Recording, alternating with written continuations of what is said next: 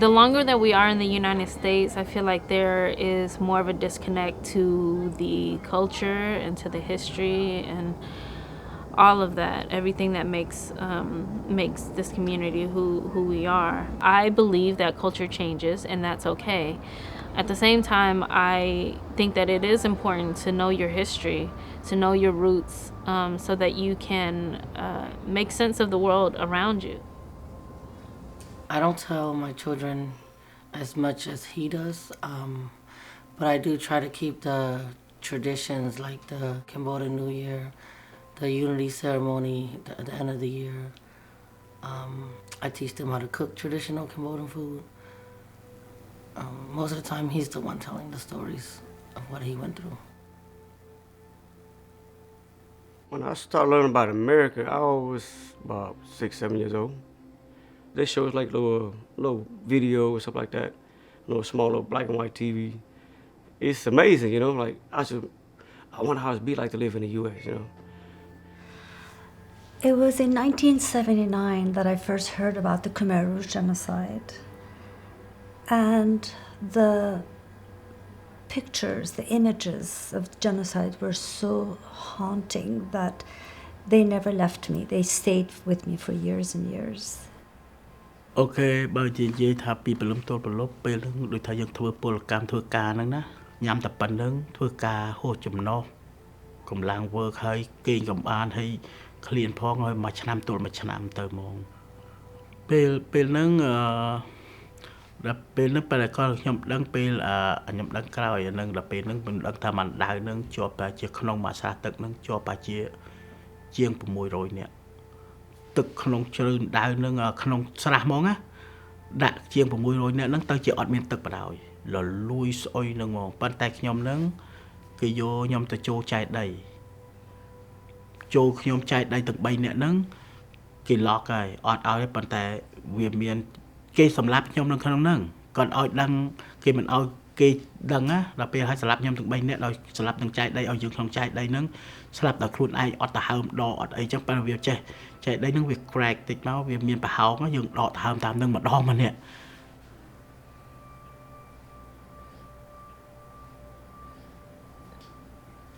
เอาពីស្រុកខ្មែរមកស្រុកថៃហ្នឹងតាមអតិកោរត់នៅពេលយប់ប្រហែលជា4ថ្ងៃបានមកដល់ព្រំដែនជាពិសេសបើសិនជាយើងសង្ងំនៅព្រំដែនហ្នឹងវាគ្រោះថ្នាក់ជាទីបំផុតទី1ខ្មែរក្រហមទី2យួនទាហានយួនដែលវាវាយមកម្ដងយើងនៅកណ្ដាលហ្នឹងតែងតែមានគ្រោះថ្នាក់ជានិច្ចនៅក្នុងចរំហ្នឹងហាក់ដូចជាគុកមួយដែលគេឃុំឃាំងយើងហើយខ្ញុំមើលឃើញទៅជំរំហ្នឹងគេធ្វើហើយគេពាត់លបងបលាលួសជុំវិញហ្នឹងហើយមានពួកទាហាននឹងយាមគ្រប់ទិសសង្ឃឹមថានៅក្នុងចរំហ្នឹងថ្ងៃណាមួយគេនឹងជួយយើងឧទាហរណ៍ដូចជាប្រទេសអាមេរិក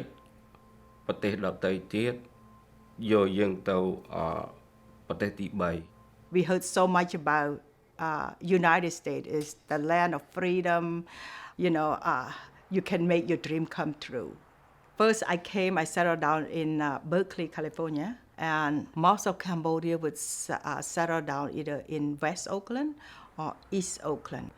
And they're not worried about whether it's a good school or, violent because that's the only place you can afford. So for me, I feel lucky that my sister was looking for us to have that studio apartment in Berkeley.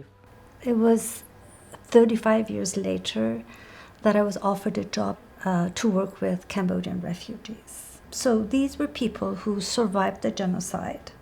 And then they were resettled in the United States in horrible neighborhoods of Oakland. And they were living with grief and fear and nightmares and suffering from severe depression, so we had to do something.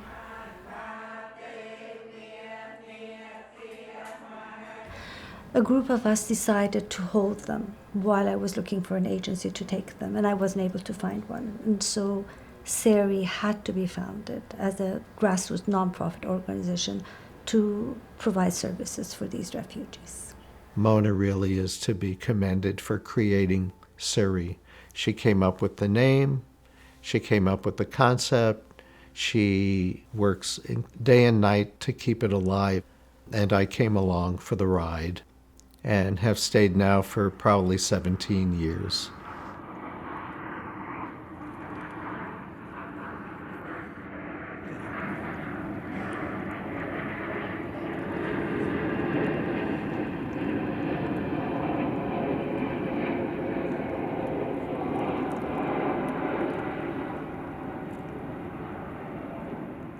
It's hard for us that grew up in the mid '80s. My parents filed for for government assistance, like housing, Section 8. I was raised around all the Black American community, Hispanic. It was hard because I didn't know, I can't speak in English or understand English or read or write. And basically, I started everything from ground zero, trying to learn the American life. And people are, picking at you. During that time, they don't even know why we're here. It seems like we're a new species in this country, and people calling us, Chinamen, stuff like that, and picking on us. And usually you get jumped or picked on, so you really gotta fight back. In order to survive this environment, you really just gotta turn into a dog like they wanted you to. So ពេលខ្លះកូនខ្ញុំទី2នឹងនៅសាលារៀនធ្លាប់វាយក៏ប៉ុន្តែមកផ្ទះវិញប្រាប់ខ្ញុំថាគេចាប់ផ្ដើមមុនមិនមែនកូនខ្ញុំទៅរើរឿងគេទេហើយខ្ញុំតែងតែនិយាយប្រាប់កូនថាបើសិនជាក្មេងណាថាឲ្យកូនត្រូវដើរចេញកុំឲ្យបកករឿងតែបើសិនជាគេវាយកូនត្រូវតគេវិញអានឹងដែលខ្ញុំប្រាប់កូនតែបើសិនជាគេគ្រាន់តែស្ដីថាកូនត្រូវដើរចេញកុំឲ្យបកករឿង when my mom say fight back, don't come home crying, that was the best day of my life, I could say. Because we was getting bullied so much and our parents don't understand because they first generation, they don't understand how we living right now. They living from the countryside and now we in the city, a land in Oakland, a land of pimps, drug dealer. It's so much crime in this city that if you weak, you became prey. So when you say fight back, and we start fighting back, that's when we earned a lot of our respect, and people start bullying us. There was a lot of older community people that involved in that gang activity and stuff. I look at them, it's like that's the only thing I seen every day that it's like people have money, I don't see no businessmen around this community, The businessman is a drug dealer, I recently had a community member come to me for support about their immigration status. And so we had a conversation about his history in the United States when he came to the States and the circumstances that brought the family here. And he didn't know anything about it. He's in his 40s and he knows nothing about his family situation. And so there's a lot of unanswered questions. When things don't get addressed, when things don't get healed, there's no healthy outlet for folks to deal with the trauma. And so you see it show up in things like gambling addictions or alcohol addictions, and then in their kids with violence or with sexual exploitation or in unhealthy relationships. That happens a lot.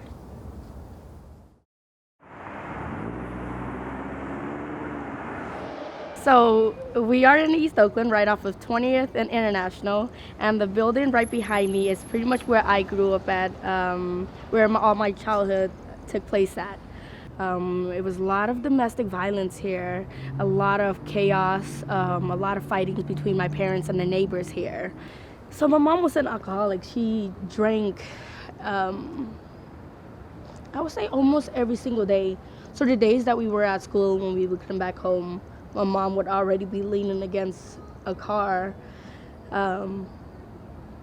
where men pretty much touched upon her. I didn't really think too much of it, but I just always had the thought in my head that I didn't like the men that were around take advantage of my mom. So it was a lot going on. I looked up to my brother so much, and my brother was also involved with crimes himself. And my brother used to always ask me, oh, do you know of any homes that you go to that we can like burglarize, or anyone that we can rob and things like that? And from there on, we committed as many crimes as we could, from committing robberies, burglarizing homes, breaking into cars, taking stolen cars. So we were going out for joyriding, started picking up on smoking weed, drinking, pretty much having the time of our life. We didn't have to go home. We didn't have to go to school. We didn't have to attend to nobody. When we needed money, we went out there and robbed somebody. When we wanted to eat, we went and robbed somebody. It was a good high. I felt really light, like I had control of my own life. I did what I wanted to and when I wanted to. I had nobody around that yelled at me, and we lived off of our 31-day bus pass. And that's how we were traveling from Oakland to Fremont, back and forth, committing all of our crimes. Well, both of my parents didn't know that they knew I was just cutting school and doing things like that, but they didn't know I was committing any crimes up until we went to JCPenney in Hayward, Southland Mall, and stole a few items. And we were sent down to the Hayward police station. My dad, who I know really cared and loved me, tried to question me, but it got to the point where my dad didn't even care anymore. Like, he got so angry, and my dad was like, well, if you want to go out and be a prostitute, you go out there and be a prostitute. And at that point, I just gave up, and I'm just like, and I was in tears. Like, I would never think that the man that I really love would tell me something like that. And when I got released, my mom and dad took me straight down to Mona, and that's when we started having our little family counseling, where Mona, I felt like out of all of the people and all of the people that I've come across, they've always wanted to be some sort of like authority figure, like, you need to do this, you need to do that, without listening to me. Like, I understand that I'm a kid and I'm supposed to listen and I'm supposed to do things, but I felt like nobody was taking the time to really listen to me and to understand me and to see the issues, the problems that I was having and why I was acting the way that I was acting. And Mona was the only person that took the time to really listen and hear me out. In a way, it was like, why are you doing this, but she never said anything. She just listened. And not only that, she opened up her agency to me, where instead of me coming back out here to commit crimes and doing all of these things, she opened up her doors to her agency for me to come in and do some volunteer work. At first, I was actually doing it just for probation, but then once I think I started doing the probation, Mona paid me like $15. I'm like, okay, well, I don't have to commit any crime to get this $15. Like, this is easy money. We're a community that is very traumatized, and oftentimes we don't know where that stems from. And then you see it show up in the second generation, and also now the third generation of folks who are growing up here. And if we don't address and deal with where all these issues can stem from or has been rooted, then it is bound to repeat itself, and then otherwise you're dealing with it in very unhealthy ways. It's amazing to work with Cambodian Americans because there's such a protective quality to this community, and a lot of our elders have, in their protection, have chosen not to tell their story because they've been worried that telling their story would traumatize their children and grandchildren. And that is such a lovely gift to give to their children, that hope for that. Unfortunately, I think sometimes what happens with that is that it becomes really confusing for the youth. The difficulties of living in the United States has been overwhelming for them. When those stresses get worse, for instance, deportations, there was a time when the government decided to take away their Social Security benefits unless they became naturalized. Everything fell apart. And so the children are not able to advocate for themselves well enough to become productive students and therefore to become productive citizens. I don't feel comfortable asking my grandparents or my parents about the war or like the refugee camps because I feel like if I was to ask them about that, it would be like opening up a wound that's already being healed. I never wanted to ask my dad because my dad was always afraid of being deported. And I remember that he actually brought that up one time when I was in middle school. He had asked me, how would you feel if I was to be deported? My parents told me that my dad did commit a crime because they knew that it was going to impact our future. And I barely knew that he was an immigrant or anything. All I knew was he carried a green card and he had to do check-ins and everything. Once it was happening, my mother actually started telling me more information about what he was going through and how my stepfather was able to be deported. I don't think they understood what deportation is until it happened to us. We never talked about it. But with Motor God and Choo Choo, they understood more because I brought them everywhere. The other kids, they're like, where's Daddy? Kind of ignored it for the first couple hours, but after like the night came, when's Daddy coming home? Oh, he went fishing with your uncle in Philadelphia. He'll be back in a few weeks. I didn't know what to say. Knowing that my stepfather was going to be detained and might be deported, I did a few more things around the house, and it's just like things that he would probably do. And my mom did like 5 times more than what she normally did.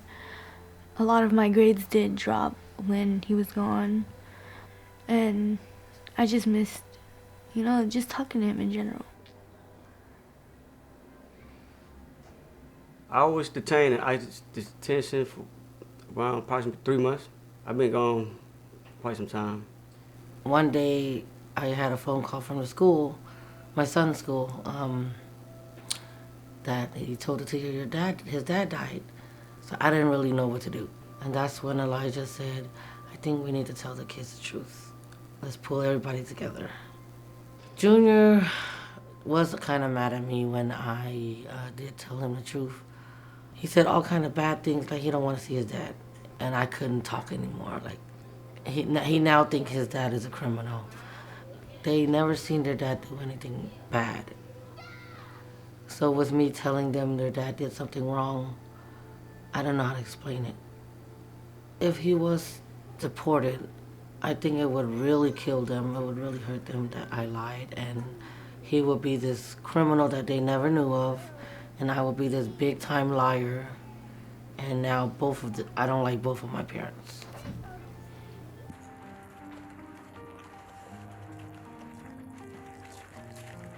We'll come back.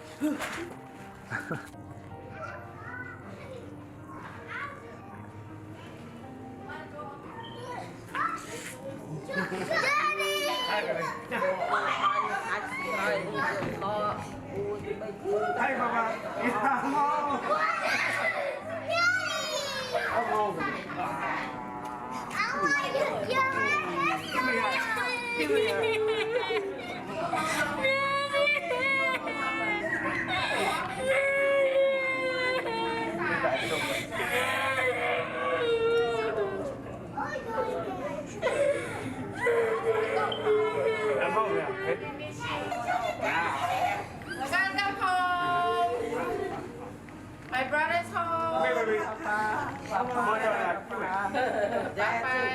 Mama, she was mad. She's mad at you. I know. No, she's mad because she just. Oh, I see. Where's Mama? Oh, Mama.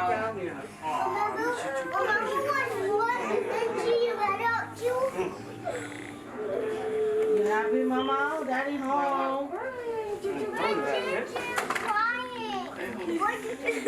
Somebody back in line. Somebody back. Clean the onions. Oh, now she's happy. Becky ride. Becky ride. You want Becky ride? Becky ride. Oh, you gonna do that all night? Me next. Me next. No. Yay! You got Daddy now. She's happy now. Now she's happy. Who's gonna have that? Junior? Choo-choo? I feel really happy, like I'm overwhelmed.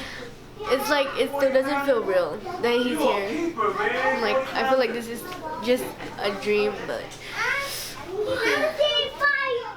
When I found out I was released, I was like, whew, finally I'm out of here. And, you know, got home. I don't know what to expect from the kids, you know. Walking in was different. They were jumping on him, but they were crying. It was a blessing, you know. You can't expect everybody to like, be all joyful, cheer, like, yeah, they cry, you know. They like, oh, Dad, Mama been lying to you all this time. I was in prison and I'm tired of the same old lifestyle. And I started picking up National Geographic, start reading it. And my first one, it was about Yosemite Park. And I found myself that I want to go do what people was in National Geographic was doing. And I promised myself I'm gonna do that. My first time in Yosemite, it was a different world. You know, it's just like what I imagined in the magazine that I saw. You know, the waterfall, the greenery and stuff.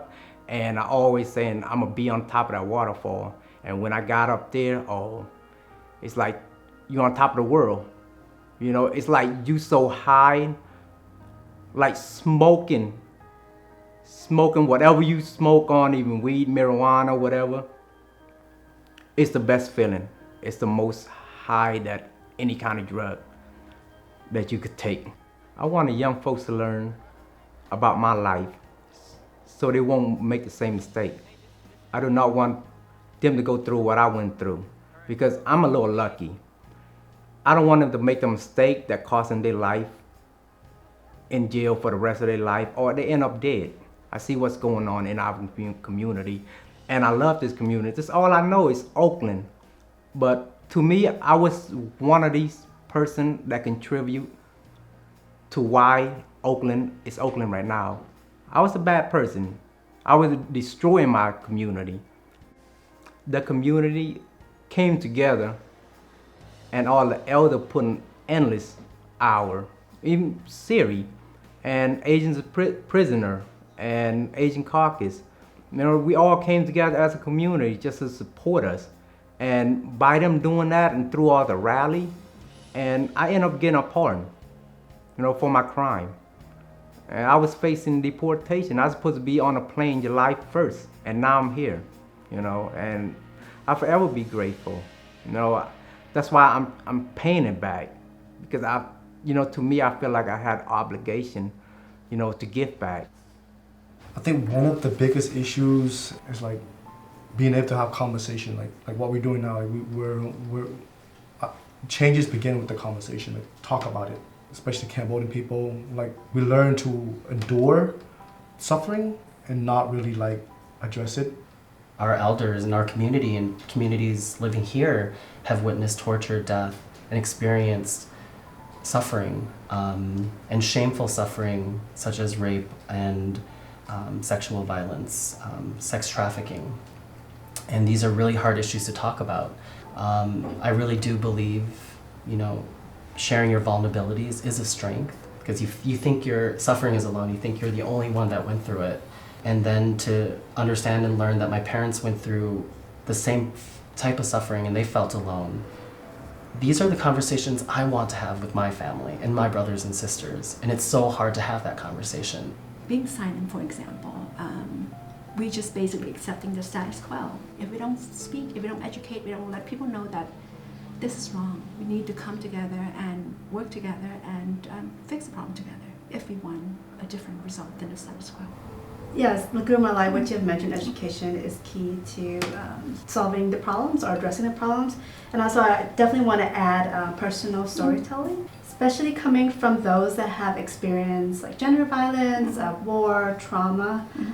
People do not want to hear it from like people that have not experienced it. It makes more sense to hear from someone because it brings a sense of vulnerability. Yes. Like myself, if I'm willing to put myself out there and share my story, share my worst, my greatest, my shame, my pain, they can connect with me like, wow, exactly, she went through what I had went through. So when it was announced that ICE was going to come for people in the Bay Area, I took it really personal. Teaching at Laney and teaching Southeast Asians in the US and being the only Cambodian lecturer at Laney, I get a lot of Khmer students in my class. And all of my Khmer students, their family members were Hai, Ruan, TJ, Kang, thank you. Their family members were those four, right? And I knew when ICE came for Oakland, they came for all of Oakland. They might have only like got 3 folks from Oakland, but they came for all of Oakland. And I think at that moment I was like, we shouldn't endure anymore. Like, we're gonna throw hands with ICE. And we went hard. We went hard for 3 months. APSC was like doing like the teaching and organizing. ALC was doing the legal end, and CERI was doing the mental health, holding the families, making sure they're okay. And not only that, the world was watching, right? We got 2 pardons, folks were getting out, folks got their cases vacated, so they weren't gonna get deported anymore. And at that moment, I think all of us knew, like, wow, we fought and we won. This community feels empowered and feels like they can really change policies, you know. I mean, the fact that they were here at 6 in the morning to go to ICE, to rally in front of ICE building, to go to Sacramento and rally in front of the governor's office, to talk to these legislators and say, you know, we don't want our children to be deported, listen to us, you know. And they made a difference. They were able to get 2 pardons. They were able to get 2 cases vacated, you know. That has shown that this community feels empowered. When the situation arises from the government or the community elsewhere of bigotry and incarceration, the whole community has to feel healthy and strong so they can be empowered to say what they need to say, to protect themselves, to get what they deserve as citizens of the United States. The youth don't frequently come to me. A few do. What they need is to feel the strength of community and their personal strength so that they can advocate for themselves. If these people need help, I will welcome them. I mean, I will welcome them with open arms because their life, I've been there. I mean, we live a similar life. It's a street life. No matter you're a pimp, drug dealer, or gangster. I mean, people could change, but you gotta help yourself. Meet us halfway, and we go from there.